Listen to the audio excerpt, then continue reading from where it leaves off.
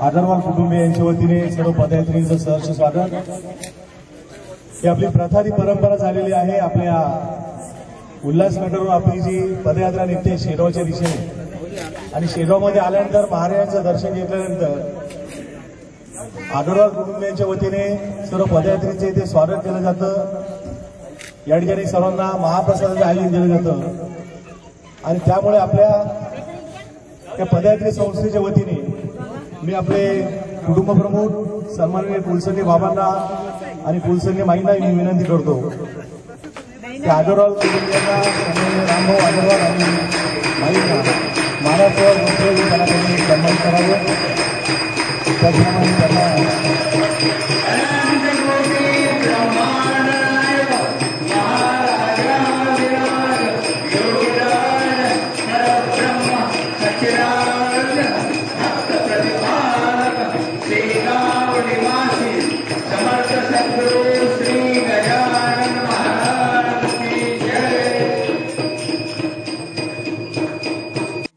Okay काही आज या ठिकाणी आलेल्या दूरदर्शनाचा योग आहे। मी सर्व पदयात्रींच्या वतीने महाराजांचा प्रसाद म्हणून मी कुलसर्णी बाबांना विनंती करतो त्यांना आपण पुष्पहार अर्पण त्यांना प्रसादामध्ये त्यांना द्यावा। महाराजांचा जो प्रसाद आहे ताई समर्थ सद्गुरू श्री गजानन महाराज की जय। त्याप्रमाणे आगरवाल कुटुंबीयांच्या वतीने त्यांना सन्मान वस्त्र शॉल त्यांना इथे अर्पण केलं जातं। समर्थ सद्गुरू श्री गजानन महाराज की जय। यानंतर मी जय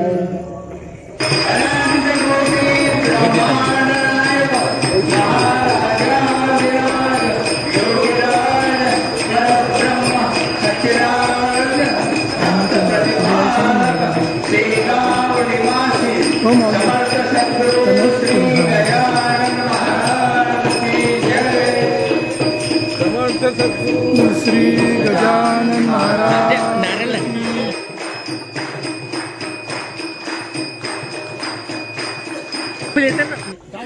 इकडे बघा। त्याचप्रमाणे प्रतिमा इथे तयार केलेली आहे। एक मिनिट छान अशी सुंदर एक महाराजांची धूल तेरे चरणों की चंदबीर बनी, जिसने लगाई निज मस्तक उसकी तकदीर बनी। ती होते यात्रा आणि भार अर्पून चालतो ती होते वारी। अतिशय छान सुंदर असं रामभाऊने आपल्या या शेगावच्या वारीचं वर्णन केलेलं आहे आणि अशी सुंदर अशी भेट त्यांनी दिलेली आहे। मी विनंती करतो त्यानंतर वारी प्रमुख सुंदरताई शिंदे यांना सन्मान करण्याची विनंती करतो। आपल्या आजचे यजमान रामभाऊ आगरवाल यांच्या कुटुंबियांच्या वतीने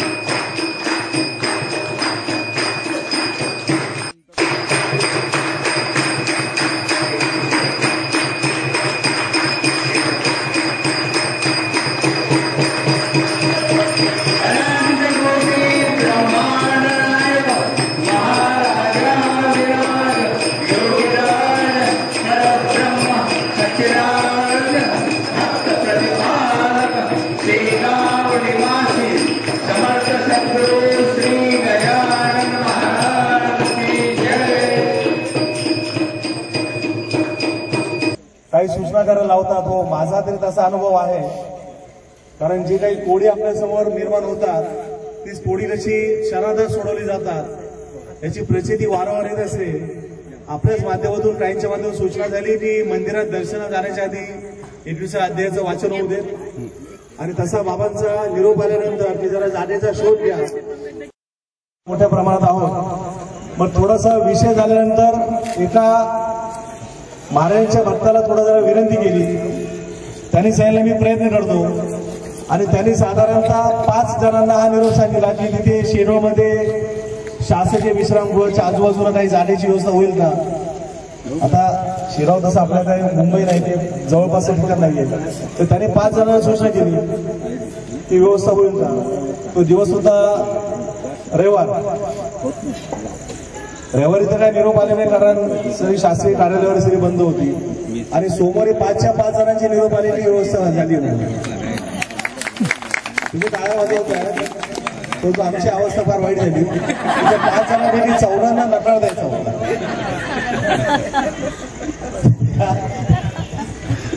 5 जणांपैकी 14 विनंतीपूर्वक त्यांना त्यांची माफी मागून त्यांना सांगायचं होतं की त्या आपल्या शासकीय विश्रामगृहाच्या बाजूला आपल्या जाण्याच्या दिंडीच्या वाटेवरती स्थिती व्यवस्था झालेली आहे.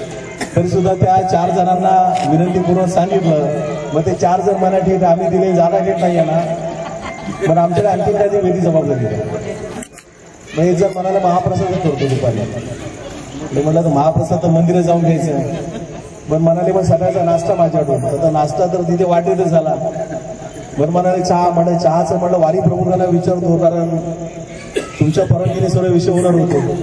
असं सर्व तो परीक्षा पाहण्याचा जीवन होता. परंतु आज महाराजांच्याच माध्यमातून महाराजांचे निसीम भक्त फुलकर म्हणून जे अभियंता आहेत, इंजिनियर आहेत पीडब्ल्यूडीमध्ये, तर त्याने फारच आग्रह केला. म्हणाले मी बाकी ऐकणार नाही आहे, तुम्हाला काय नाही ते आमच्याकडून सेवा घ्यावी लागेल. आणि पुढच्या वर्षी त्यांनी सांगितलेलंच आहे की आमची सेवा नाही घेतली तर दिंडी मंदिरापर्यंत, त्यांचा ते आग्रह आहे त्यांचा प्रेमाचा. असो, त्यांनी आज आपल्याला सकाळी काही अतिशय कमी वेळेमध्ये ही सेवा दिली. एवढं असं आहे की ते जे फुलकर म्हणून जे आहेत अमोल फुलकर, त्यांच्या वडिलांचा उद्या 75वा वाढदिवस आणि त्यासाठी त्यांनी ते येऊळखेड त्यांचं जे इथे गाव आहे शेगावमध्ये बुलढाणा जिल्ह्यामध्ये, तिथे निवृत्ती महाराज इंदुरीकर महाराजांचं त्यांनी उद्या कीर्तन ठेवलेलं आहे. ते फार मोठी तयारी चाललेली आहे. 75वा वाढदिवस आहे, अमृत महोत्सव योग आहे. तर त्या निमित्ताने त्यांचे वडील जे आहेत विनायक तुकाराम फुलकर, तर त्यांना आपण महाराजांचं एक प्रसादाचं वस्त्र आपण आशीर्वाद म्हणून त्यांना देणार आहोत. मी विनंती करतो कुलसंगे बाबांना की आपण तिथे यावं. आपल्यापैकी एखादा प्रतिनिधी आपण येतात आता तयारीमध्ये तिथे गुंतलेले आहेत. मी वारी प्रमुखांकडे ते देण्याची विनंती करतो.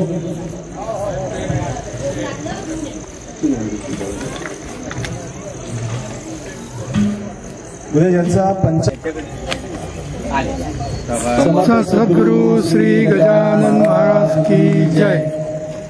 ठिकाणी आपण इथे आहात, आपण जरा पुढे सर्व आपले जे पदयात्री आहेत त्या पदयात्रींसाठी जो आपण परतीच्या वाटेवरती असताना जो महाप्रसाद आहे किंवा जे त्याचं नियोजन या कुलकर्णी कुटुंबियांच्या वतीने झालेलं आहे. मी विनंती करतो आपले कुटुंब प्रमुख सन्माननीय कुलसंगे बाबांना की आपण त्यांना या ठिकाणी सन्मानित करावं. अनंत कोटी ब्रह्मांड नायक महाराजाधिराज योगीराज परब्रह्म सच्चिदानंद भक्त प्रतिपालक शेगाव निवासी समर्थ सद्गुरु श्री गजानन महाराज.